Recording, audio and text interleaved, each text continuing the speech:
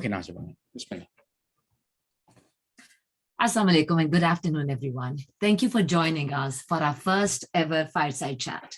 Today, we will have a conversation with somebody that is not only very well accomplished, but also somebody that has worn many hats, both professionally and personally.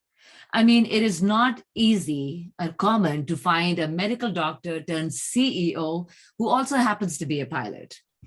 I would like to share a little bit about Dr. Mehmood Khan. He told me to keep it very short. Mehmood Khan is the Chief Executive Officer of Evolution Foundation, a first of its kind nonprofit organization that funds research through grants and provides investments in biotech to incentivize health span science across the disciplines and borders for the benefit of all. Established by a Saudi royal decree with its headquarters in Riyadh, with additional international hubs to support the expansion and execute the global mission. Its vision is to expand healthy human lifespan for the benefit of all humanity. Evolution Foundation aims to be positioned as a global leader, catalyst, partner, and convener to increase the number of scientists entering the field, to increase the investable opportunities in the field of aging, to help shape the regulation and government environment. He also currently serves as the executive chairman of Life Biosciences, Inc., where he joined the company in 2019 as the chief executive officer and board member. Life Biosciences was founded to advance scientific research and develop innovative new therapies to improve and extend healthy lives for everyone. Dr. Khan previously served as vice chairman and chief scientific officer of global research and development at PepsiCo, a Fortune 50 company employing upward of 250,000 employees across 22 brands. At PepsiCo, Dr. Khan played a pivotal role in the company's global R&D efforts to create breakthrough innovations in food, beverages, and nutrition, including the incorporation of healthier and more nutritious offering across its portfolio. Dr. Khan also oversaw PepsiCo's global sustainability initiatives based on the belief that success in business is totally linked to the sustainability of the world we share. Prior to joining PepsiCo, Dr. Khan served as president of global R&D at Takeda Pharmaceuticals, leading the global efforts of one of the largest pharmaceutical companies in the world by revenue. Before moving into industry, Dr. Khan had a distinguished medical career as a faculty member in endocrinology at the Mayo Clinic and Mayo Medical School, where he served as director of trials unit. He also spent 9 years leading programs in diabetes, endocrinology, metabolism, and nutrition in Minneapolis. Dr. Khan is currently member of the board of directors of Reckitt Benckiser. Dr. Khan has also served as board member in Spectrum Health, Core Medics, Hemoshear Therapeutics, and Indigo Agriculture. Mr. Khan earned his medical degree from the University of Liverpool Medical School, England, and completed a fellowship in clinical endocrinology and nutrition in the Department of Medicine and Food Science and Nutrition at the University of Minnesota, Minneapolis. He's a fellow of the Royal College of Physicians in London and a fellow of the American College of Endocrinology. Lastly, Dr. Khan was just selected as the 500 most influential Muslims within the world by the Muslim 500. This is the second time that he has been selected, mashallah. The 500 most influential Muslims is an annual publication which ranks the most influential Muslims in the world. Congratulations, sir. Dr. Khan, we are so grateful that you are here and joining us today, and I'm sure our members will enjoy learning about your life experiences and how we can learn to be better leaders in whatever we do in our day-to-day lives. Thank you so much again for giving us your time. Nazi, thank you. I think you just summed up my 40-year career, and all it reminded me is I'm getting old. And if that isn't enough, my grandchildren, who I'm blessed to have 5 of, remind me too. In fact, my grandson is astonished that I was alive when they landed on the moon. So this is for him is a very unique experience, and I remind him, it was 1969, and of course that's 2 lifetimes ago. Look, I won't repeat what you just said on my career. I would like to think of my career as a professional career as 4 phases: an academic medical career. And a lot of people often ask me, how did I transition from starting my training to understanding food? And back in 1986, I was a Kellogg Foundation scholar. And at that time, medicine was progressing in increasing specialties. And of course, I wanted to be an endocrinologist. But I wanted to understand the application of medical and healthcare delivery on large population base without going into public health. And back in, although it seems very obvious now, 35 years ago, when I went into this in 1986, I went over to the College of Agriculture at the University of Minnesota, which is a land-grant university, and the Mayo Clinic to actually study food science and nutrition at the College of Agriculture. I wanted to do that because I wanted to get a deep understanding on the food systems and what happens in nutrition as a basic science. You might recall most of us at medical school then, and unfortunately even now, would get 1 or 2 lectures on nutrition, and that was your nutrition training, and the rest you were supposed to sort of figure it out. So I spent 5 years as a postdoc training, researching, and it wasn't even my original idea. And I think that's one of the core themes here. This was a mentor of mine, Jack Oppenheimer and Frank Nuttall. Frank is still alive, who pointed me in that direction. And I think that's an important theme I've seen in my life. Listening to mentors who guided us, who we've had the privilege to learn from, and said, go on in this direction. The second transition came in my career was when I went from academia to industry, and I was involved in some research back in the 90s when the US FDA was starting to understand drug safety at a mechanistic level, and some of my basic work had been relevant to that. And that transitioned me from Mayo Clinic to spending some time working with the FDA on understanding the regulatory environment and then transitioning into industry. So that was pretty sort of nothing unique. What was unique at the time was back around 2007, 2 individuals approached me, both of whom are mentors of mine. One is Dan Vasella, who at the time was CEO of a company called Novartis, a Swiss company. Dan had actually created Novartis from Ciba-Geigy and Sandoz being merged together, and that was really Dan Vasella's brainchild. And he's been a mentor for a long time, and he approached me. And the other person is Victor Zhao, and the physicians on this call may know Victor. Victor is currently the president of the National Academy of Medicine and has been a mentor for a long time. He was chair of medicine at chair of cardiology at Harvard, chief of medicine at Stanford. And when he talked to me, he was vice chancellor at Duke. And Victor called me, and actually Victor and Dan both called me the same week and said, let's have dinner. And I had dinner with Victor up at Harvard Club, and Victor said, look, Mehmood, I'd like you to take on a new challenge and join at this other company. And I thought he was going to tell me about a biotech company. Turned out he was talking about PepsiCo. But my initial reaction was, well, what do you want me to do at Pepsi? Mix sugar, bubbles, and water? I'm president of R&D of a $150 billion market cap company. What am I going to do at PepsiCo? And at the time, PepsiCo was the most diverse and largest food and beverage company on the planet. And he said, look, if you want to make an impact and change things, you're going to have to re-engineer whole systems. And I'd like you to take this on. Anyway, met Indra Nooyi. The rest is history. And what I thought was going to be a 5-year project turned into a 13-year assignment. And happily doing that. The next transition came, I served on several boards, and I'll talk a little bit about the nonprofit work. And that's how I then transitioned back into biotechnology and life sciences, which has then led me to Life Biosciences at Harvard.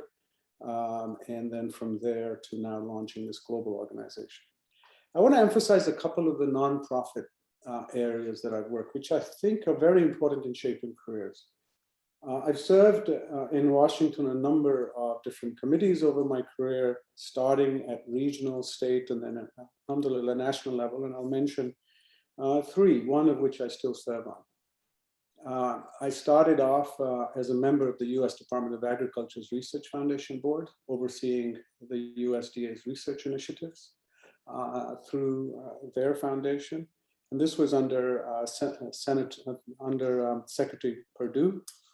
Dan Glickman, who was the former USDA secretary, was a member of and mentor in that transition and how to understand national policy around research. The second was I joined the US Council, which brings together the CEOs, the directors of the national labs, the National Science Foundation, NIH directors, national academies, and university presidents come together into this council. And I joined the board, but I think most importantly, ultimately became the first and only Muslim to become chairman of the US Council. My vice chair for industry was Brian Moynihan, who's currently the chairman and CEO of Bank of America. And vice chairman for academia was Michael Crow, the president of Arizona State University and the founder of the Earth Institute at Columbia. So I was privileged to, I wouldn't say lead, but as chairman, get a chance to engage with my executive team. And I think I share that with you because as you start to think about your organization, of course, at a different scale now, but who knows, you may end up being even bigger than the US Council. We as the US Council were helping think about national policy for the United States. In fact, if you look at President Biden's first year mandate around investing in industry and government innovation, 6 out of his 10 recommendations came out in the report that I chaired. And so it makes one and forces one to think about a country and competing across different industries. The third is I serve today as a member of the US federal government's Visiting Committee on Advanced Technologies, which oversees one of what's called the National Institute of Standards and Technology. And so the Undersecretary of Commerce reports into our committee. And this gives an insight into how technology is invested in across by federal governments. So why do I share this? Those are all volunteer roles, whether they're NIST, the US Council, the USDA, and some lesser, less prominent, I should say, assignments, but each is built on the other. And I think anybody from a career point of view that thinks that you can lead in an industry without having to focus on the ecosystem within which industry and academia operates is really looking at this very short-sighted. And you have to commit to that and gain the experience. And it doesn't start, in my case, I'm 63, it doesn't start in your 60s, it starts in your 30s. And you build the expertise, the experience to understand how to shape things at smaller levels and then scaling up, and of course, ultimately at US national, federal level. And now, as I'm now involved in across 3 different continents at international level, it can't happen overnight. I cannot emphasize that enough. So let me just stop there. I've sort of shaped with you the sort of parts of my career journey that aren't necessarily in the bio all the time. I have to, from the get-go, say, there are often people ask, how do you make it possible?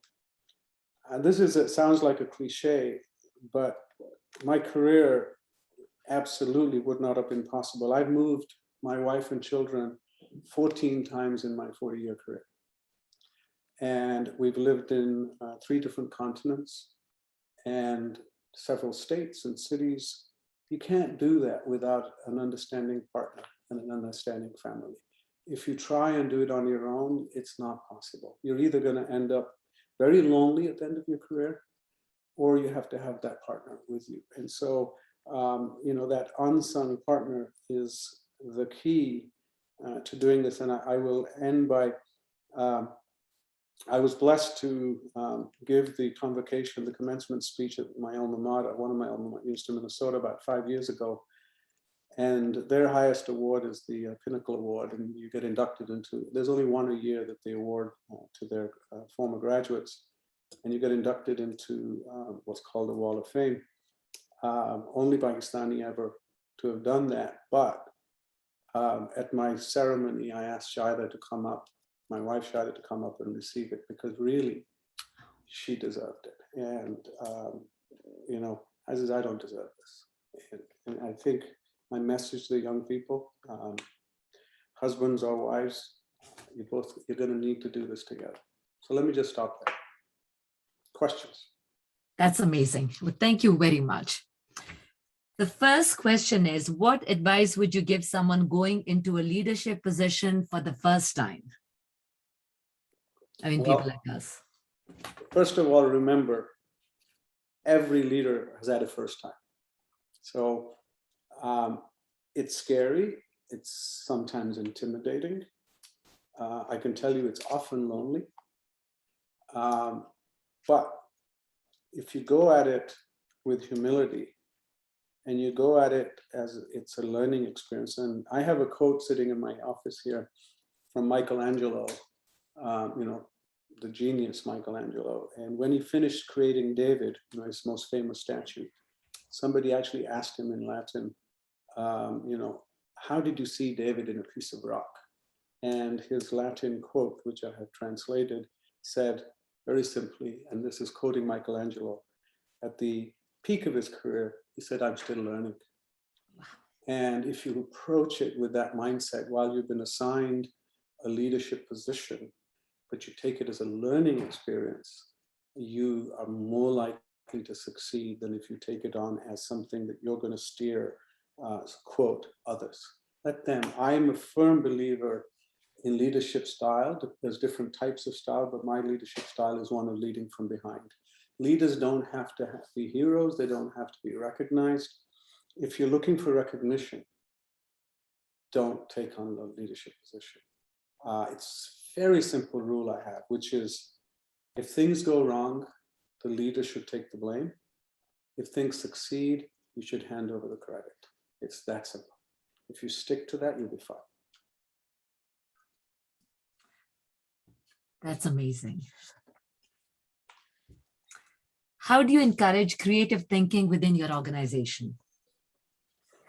Well, first of all, stay out of the way. Right? Hire the smartest people you can and get the most diverse perspectives you can, and make sure you are actively inclusive, right? Diversity is not being inclusive. All too often, and you know, we've got some women on this call.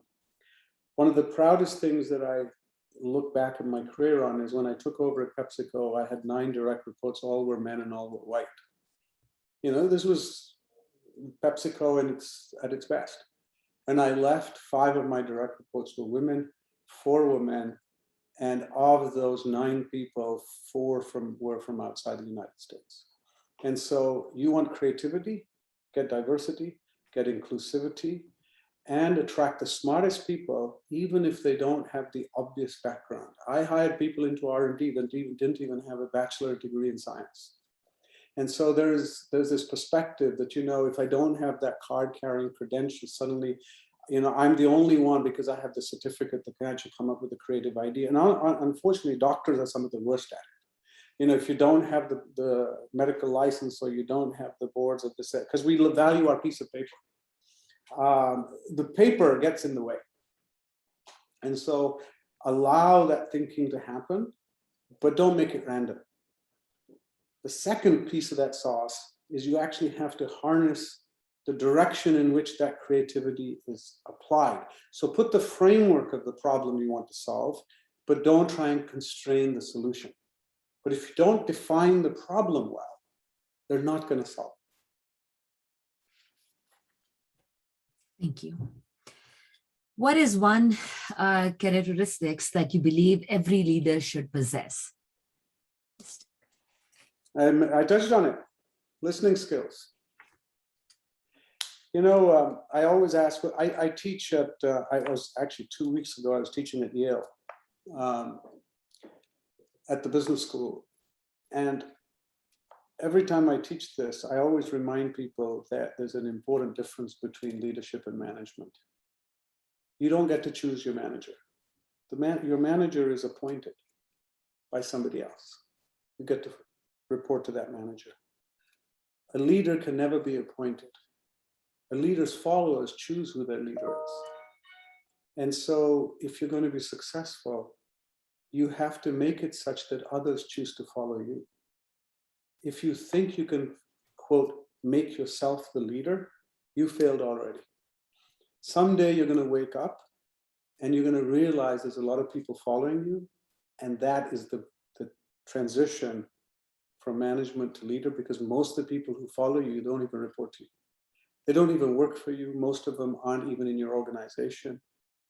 And some of them, and often, eventually, most of them you've never met, but they still choose to follow you. And I think that's the ultimate definition of that transition and that leadership, and that characteristic comes from that listening and inspiring without directing. That's the key.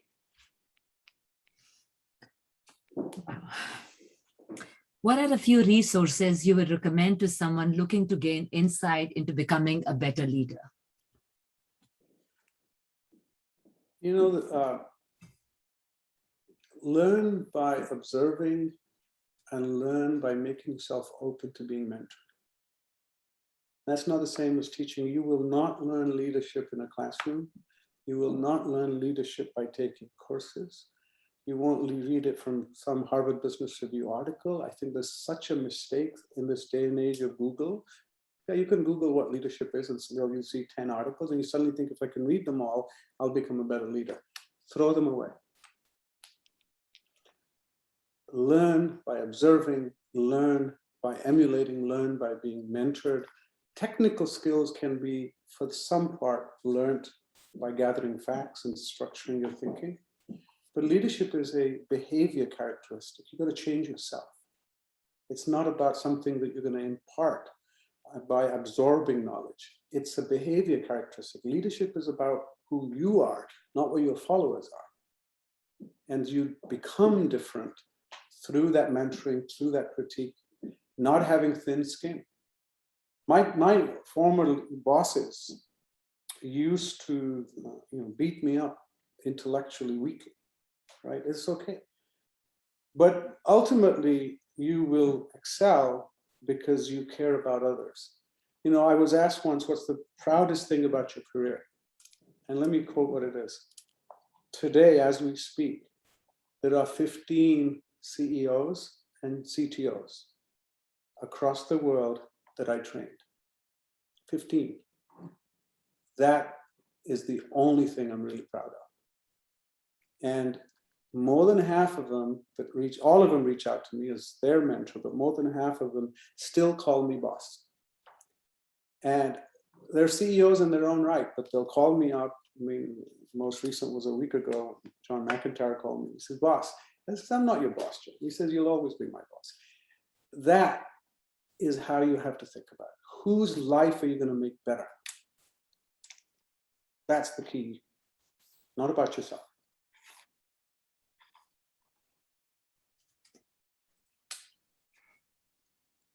What are the most important decisions you make as a leader of your organization? Hire the best talent. That's the most important. Find the best talent you can and get the resources that they need. Those are the two things. Actually, leaders only do three things. Number one, they bring clarity of vision. Number two, they bring the resources that are needed for that vision. That's people, budget, all those things. Number three, they remove barriers. Three things. That's the only job of a leader. You can go in and write a whole textbook on it. It's actually three things that you do every day as a leader. Do you have a clear vision in what you want to get done? Do you have the right resources assigned to it? And are you taking barriers away that are getting in the way? Okay. It's not that complex, is it, Nazim? I'm just like, honestly, I'm having trouble, not even saying my words right, even reading some of the questions. I am in such awe. I was having a really miserable time, but or not day. And it just talking to you and listening to you, it just kind of puts everything in perspective. And I think people often make things far more complex than they need to be.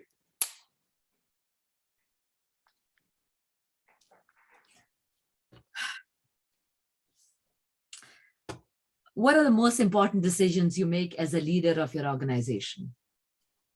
I just mentioned it. Let me talk a little bit about what I mean by vision. Okay. And when I teach this, I use a very simple question. It's an interactive class. So Okay. this is not going to be interactive. I always ask the question, what's the difference between a vision and a dream? Okay, be thoughtful about it. What's the difference between a vision and a dream? A dream is something that you as an individual see. It will remain a dream so long as you're the only one seeing it. The day you can make your dream shared by many, it will become a vision. And that's the key. How do you take your dream idea as a leader? What's the word for tonight? And make it everybody's dream, at which point it just becomes a vision. That's a shared dream. And that's what leaders do. They inspire people to share their dream with them, such that at some point it's no longer the leader's quote idea, dream, it's everybody's. And you get out of the way. That's the thing. The other part of this is, and I've actually said this on camera previously, in my 40 years, I've never come up with a good idea. We quote that. In 40 years, I've never come up with a good idea. I've made a career out of recognizing other people's good ideas. And so long as you have the mindset to listen and identify good ideas wherever they come from, and you don't let your own thoughts get in the way of recognizing them, you're going to be very successful. Being a leader is not about having the quote, best ideas. All you have to do is listen and recognize other people's ideas and give them the credit for it. All too often, we've seen poor leaders worry about their idea as opposed to listening to great ideas that are all around them.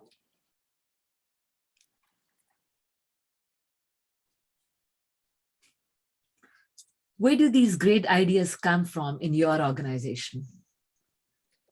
They come from, I would say, and this is true for every organization, not just mine. And you know, I'm chairman of one and CEO of another. There's the ideas that are part of your immediate circle of executives, management, employees. And the larger the organization is, the further away as a leader you end up being from those great ideas. So at PepsiCo, I had 250,000 employees to come up with great ideas. In our system, we had about 700,000 workers. It's about 750,000. So how do you, as the leader, so everybody knows, you know, Dr. Khan, but you know, you can't know 700,000 people. Right. And so how do you connect with them? I'm a strong believer in leaving your shell as a leader and spending time on the ground. So when I travel around the world then and even now, you can make the mistake of, you know, you go to any country and the executives of the president of that country, of your organization, they want to host you for dinner, they want to do this, they want to do that. You got to do a little bit of that. But then I would go down, and even when I was having lunch at whichever country's corporate offices, I'd say, I want to eat in the employee dining room. And I want no management at my table. I would literally randomly pick workers who were coming in for their lunch, you know, with the tray, and I'd say, hey, do you mind if I sit with you? And we'd talk. Some of them wouldn't recognize immediately who I was. I mean, they would just talk and talk, and then you would know from their face when they suddenly realize, "Maine bahut zyada bol diya." It's like, whoa. And I'd say, "Well, it's great meeting you." And I'd had one or two occasionally on a regular basis. "Are you so and so?" And I said, "Yeah, does that matter?" And so it's important. That's where those ideas will come. They would tell you what's working, what's not working. And it's unfiltered. That's important. The second part is this outer people who are not part of your organization, but they're part of a global ecosystem that are looking at that problem from a different perspective. If it's the food system, it may be farmers. It may be food processing companies. It may be ingredient manufacturers. It may be packaging companies. It may be government policymakers. I told you I spent time at the US Department of Agriculture's research board. Why would I, quote, waste my time on that? Because I wanted to understand food policy across the country, in the largest food producing country on the planet. And so this is where those ideas would come in and say, how does this help me? And then the third tier is going to be people who had nothing to do with your business, nothing to do with your industry, whether it's health or food, it doesn't matter, but who actually have tools that might help you solve the problem in ways that you haven't thought about yet. So I'll give you an example of that. I was visiting General Electric, GE, and with their chief technology officer, Mark Little. And they had a technology, which I went to spend a day with them just seeing what does GE do. And they had a technology that they can coat wind turbines so they don't gather dust. And because dust on wind turbine and dirt and mud on wind turbines reduces the energy efficiency that electricity that it produces. Now you might think, what's that got to do with my business? And the penny dropped. And that was because if they can keep the mud off the surface of an aerofoil on a wind turbine, I could take that coating and put it in a food processing line and stop the pipes from clogging. That technology came from there. It wasn't, quote, my idea, but I recognized it as an idea. And I thought, whoa, we can change this. And so from that was born a strategic partnership. So these are only going to happen if you actually are watching for this.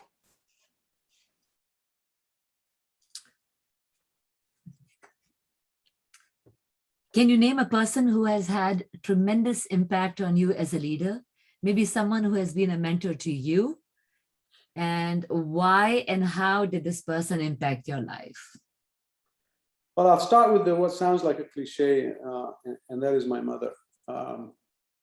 My mother had no education in science. She was educated, but in arts. She had no education in science. But one thing that has always stuck with me, and she said basically two statements that are in my mind. Number one, she said, "Beta, jab darakht ko phal lagta, wo jhuk jata." Exactly. Never forgot that. She says the only trees that stay upright are the ones who have no fruit. I never quite understood it when she was telling me. And it meant something to me. The second was, I grew up in the 1960s and 1970s in England.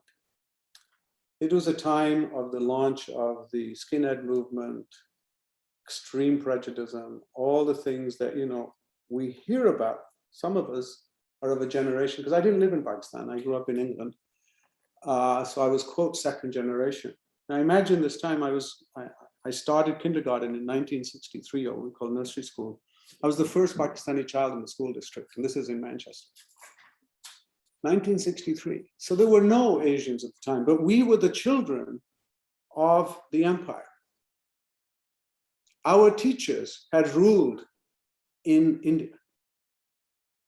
Just put that in context. So their mindset was still one of, these are the kids whose parents worked for us not that long ago. So it was a very different time. And I had some challenging teachers, some very good teachers, but some challenging teachers as well. One of them I was having particular difficulty with. And I was applying at the time to a variety of medical schools and universities. And I came and complained to my mom. I said, listen, I'm going to do this, I'm going to do that. Typical 17-year-old. And my mother sat me down. I'm the eldest son. And she said, "Beta, tumhe kaam mein maqsad hai. If you will get all of this noise done, but right now the control is in their hands." There were no kids who were going off to Ivy Leagues back in the 60s and 70s, unless you were, of some privilege. And we were children of immigrants in the 60s. There was no civil rights movement yet. And she said, "Beta, you just get on with it." And I said, "Look, he's treating me like this." And she says, "Beta, teri maa, I can do that too. And he's your teacher. What's the difference? He's like a parent." That wasn't his intention, but that's how she explained it to me. And you know what? I just did what she said. And what she told me was, when you come back 20 years later, he's still going to be there and you'll have moved on. That's mentoring. So there was no better mentor to me than starting my mother.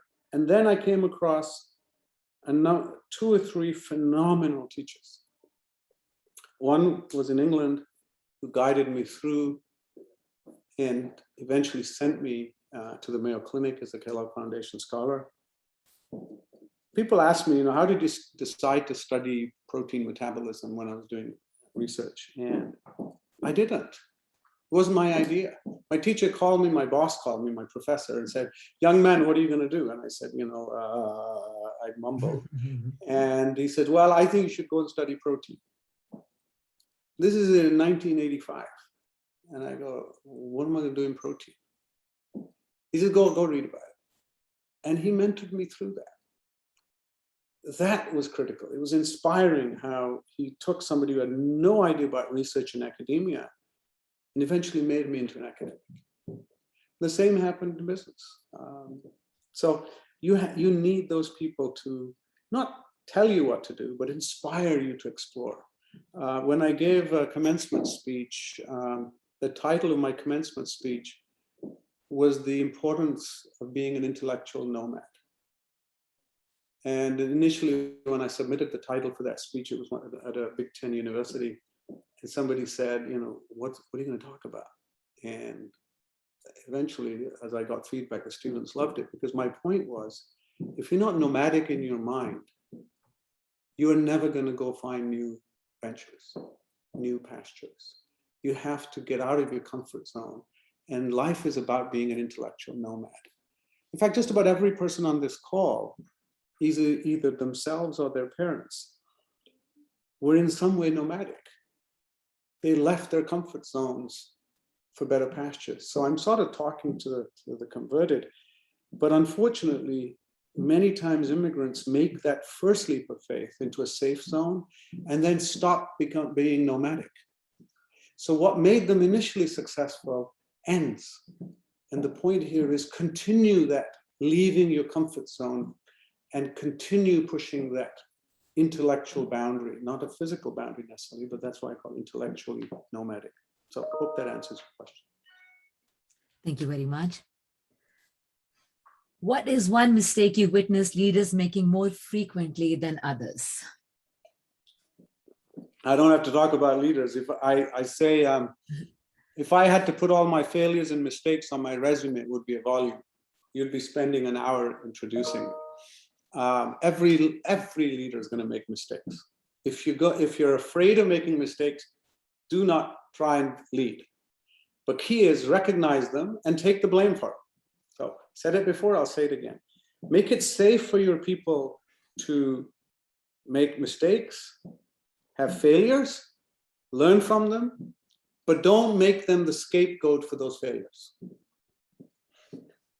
When you're at the top of your career, you can afford to live past a mistake. Let me emphasize that. When you're developing your career, you're far more vulnerable.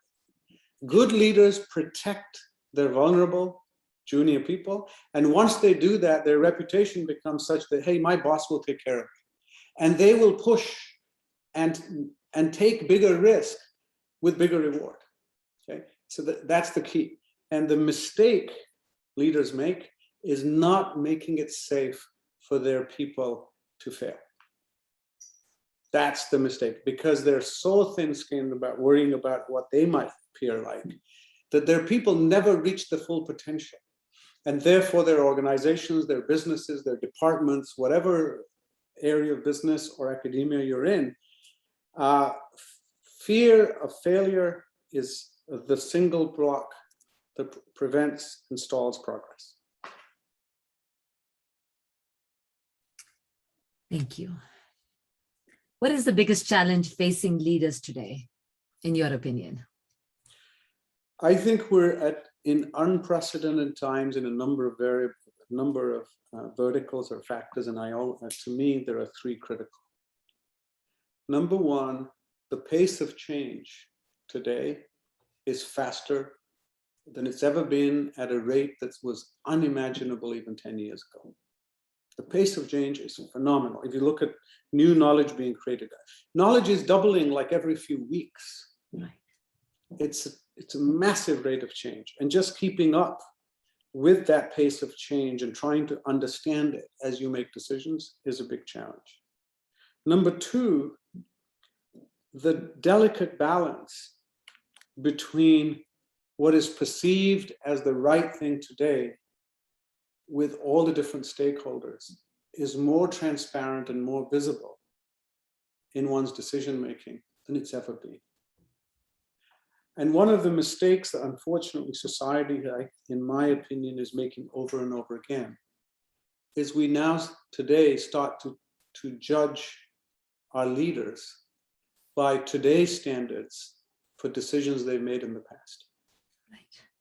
If any practicing doctor on this call, I came out of medical school, started my hash job in 1981.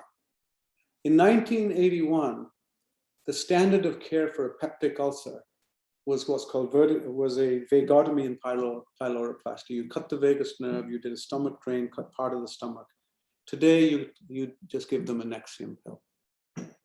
So if you were to judge that standard of care of surgery on the stomach and cutting the vagus nerve, which was a standard of care back in 1981, by today's standards, we'd all have gone to jail. So why is it that in all other aspects of life, we're willing to hold our leaders for decisions they made 20, 30 years ago by today's standards? I'm not saying forget history, but we're not talking about saints. We're talking about leaders who made decisions based on the best knowledge and best perspective and what was ethical at the time to today. Would we do it today? No. Our prophet, Muhammad sallallahu alaihi wasallam, had slaves. That was the norm by those standards. He treated them well, all the rest of it. I'm not a theologian, but it's a fact. Is that right by today's standards? No. So I think we have to balance. That's the second challenge that leaders have. And the third is we are a globally connected world, whether we like it or not. Globally connected, not just politically, geographically, but industries, ecosystem. The world, the environment we live in today is shared by everybody. Unfortunately, as we now know, the decisions of some impact everybody on the planet. And that's very much part of the work that I've undertaken around aging and the burden of disease from aging around the world. But there are two challenges for humanity. One is the environment, and the second is the aging population across the world. There are no bigger challenges for humanity. Back to you. Which is the most important to your organization? Mission, core values, or vision? I don't think one chooses between them. Let me explain. The term I like to use is performance with purpose.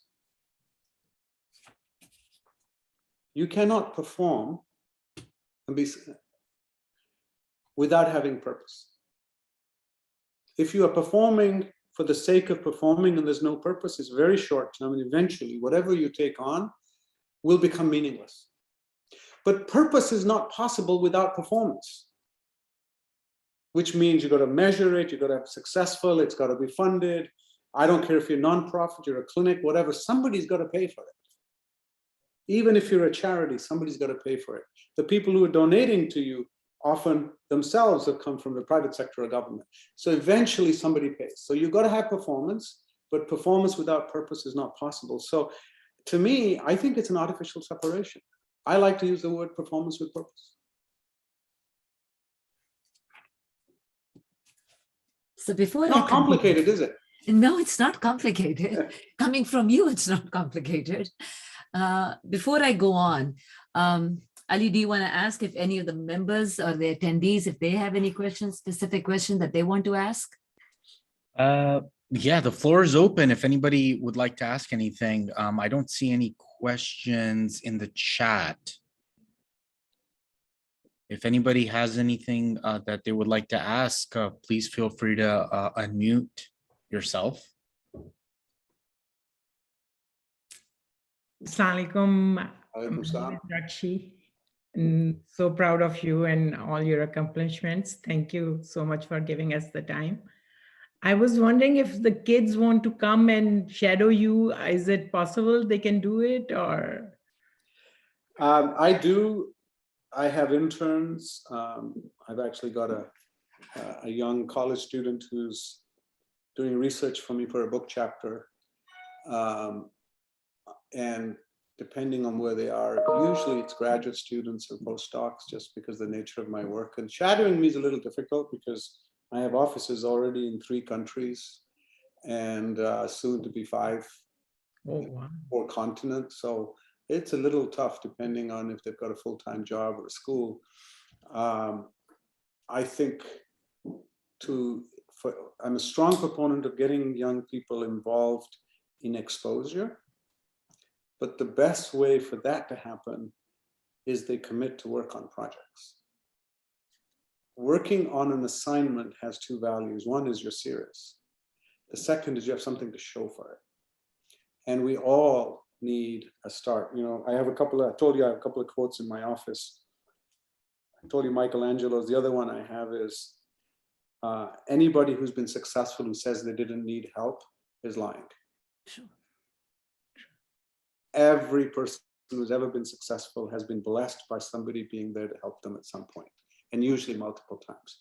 So I'm all for it, but it has to be in the right framework, the right context.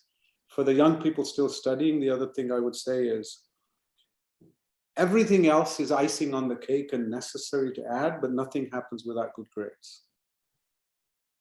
So it's not a substitute for getting the basics done. The challenge always has been for medical schools and others is everybody applying has got brilliant grades. Yeah. There's no question. Now the thing is, what more do you bring to the table?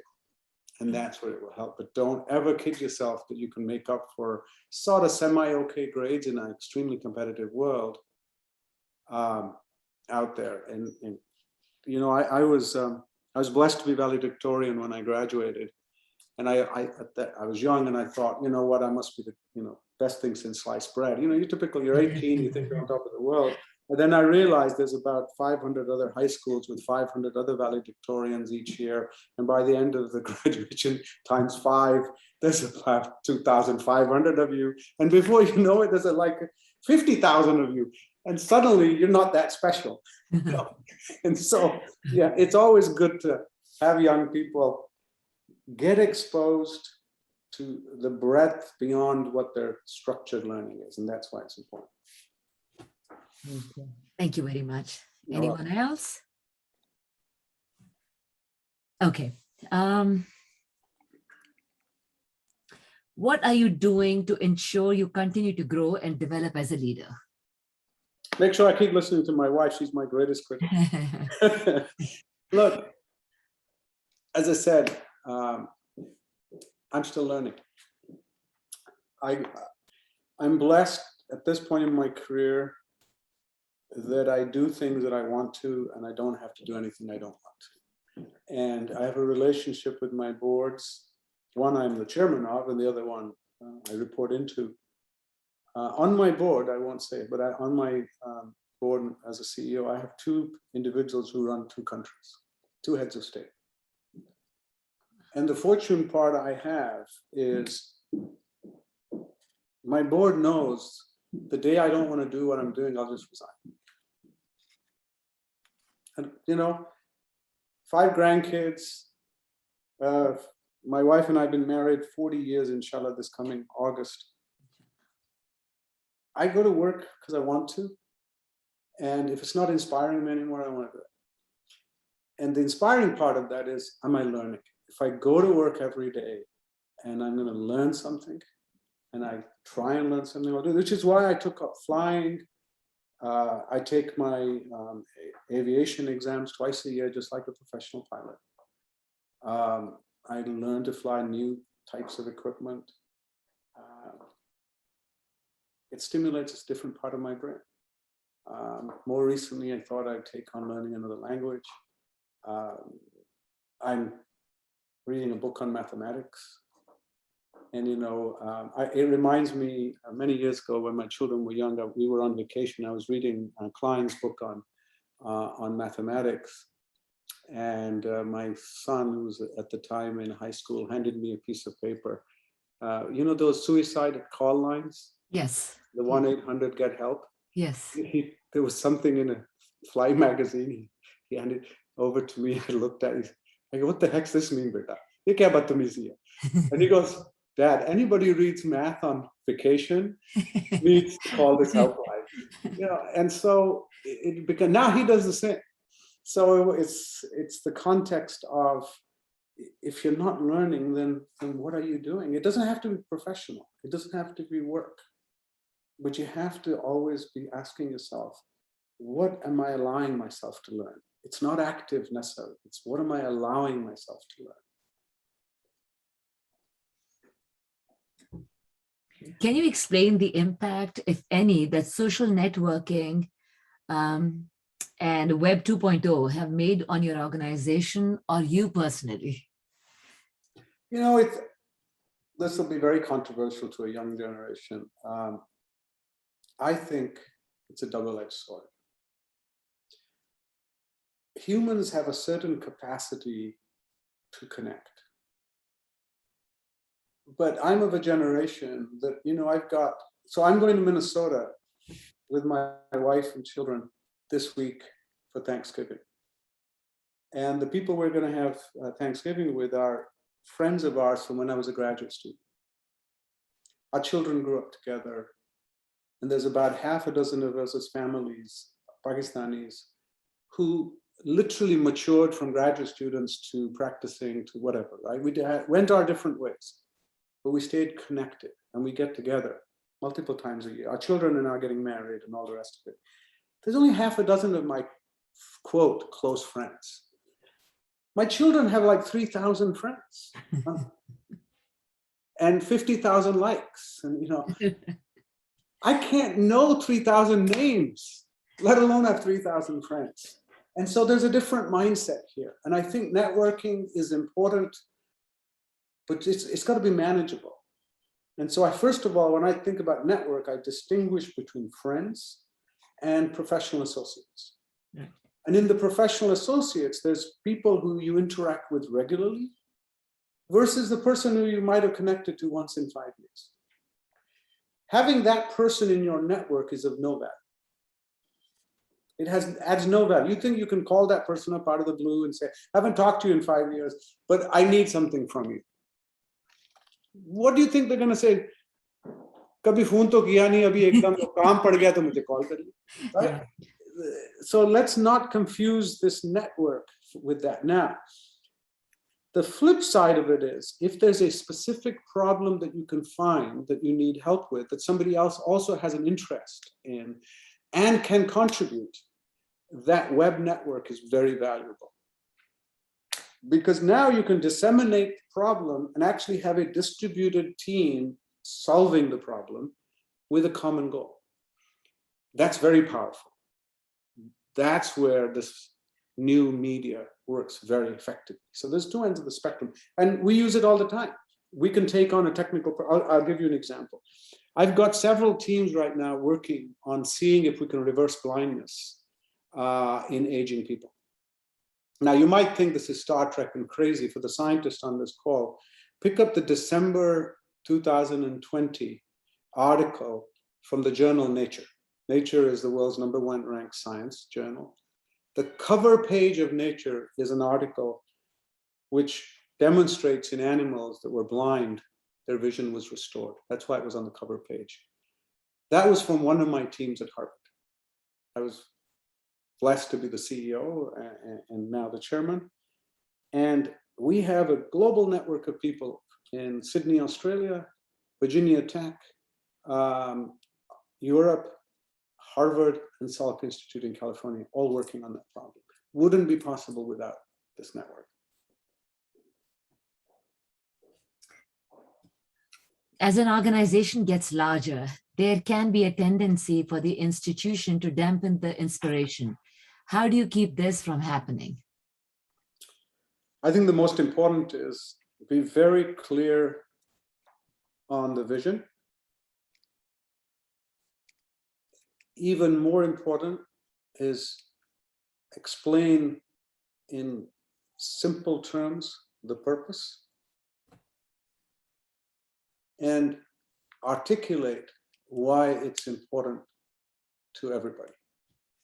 I believe in the concept, and the term that I've used many times is what I call, if we think about technology, any technology, medical, information, whatever, if you can democratize that technology, it will have meaning to many, if not all, and will bring clarity on what the purpose is.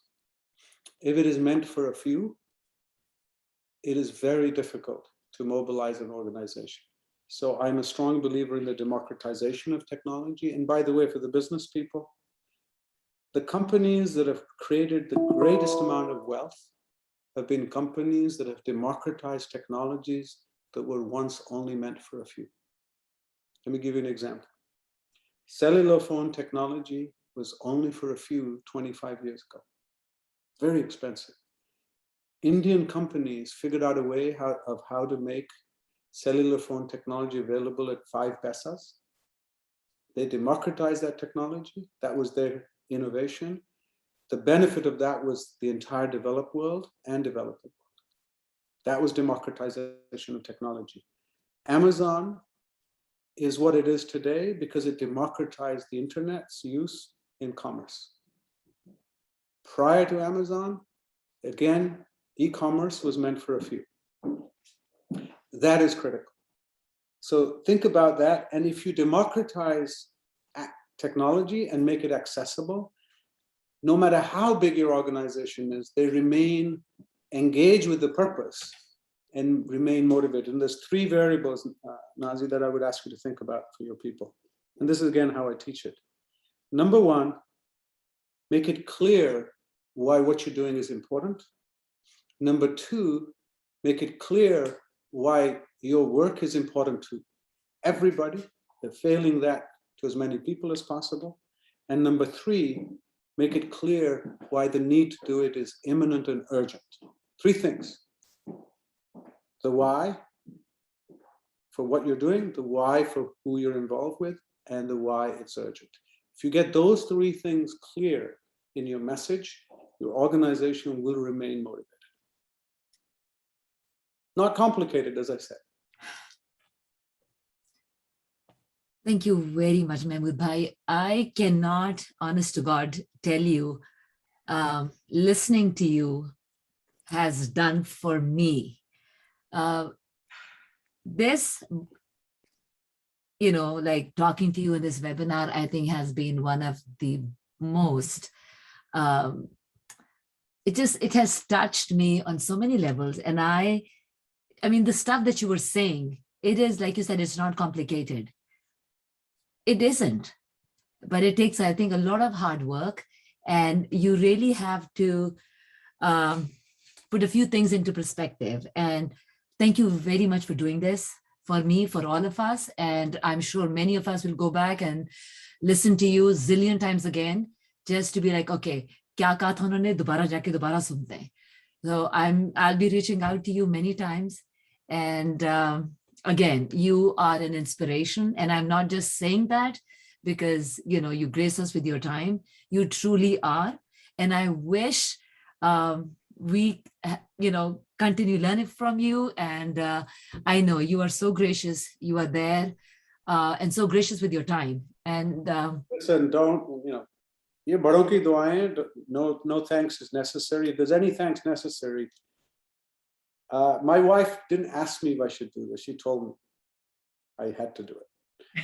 Not regretting Yeah, it. I but knew. I telling went through Abbas and then I was like, you know what? Abbas is like, go to Shaida, go to mom. I was like, here you you go. know, everybody knows. You want me to- Exactly. if you need Mehmood to get anything done, just call Shaq. Yeah, she is a beautiful human being, and She will I'm make so- it happen. No, on seriousness, this is an honor, a pleasure, and you know what? The best thing we can do is to give forward, yes, like that's others for gave sure. to us, like others gave to us. For sure. There's no thanks necessary. We are only passing on what we received. That's We'll try to do the same. Inshallah ta'ala, in our capacity, we'll try to do the same. And I know you said you don't need thanks, but you have no idea what you've done for us. And we all sincerely appreciate it. Thank you very much for your time. Khuda Hafiz. Khuda Hafiz and happy Thanksgiving. Take care. Khuda Hafiz.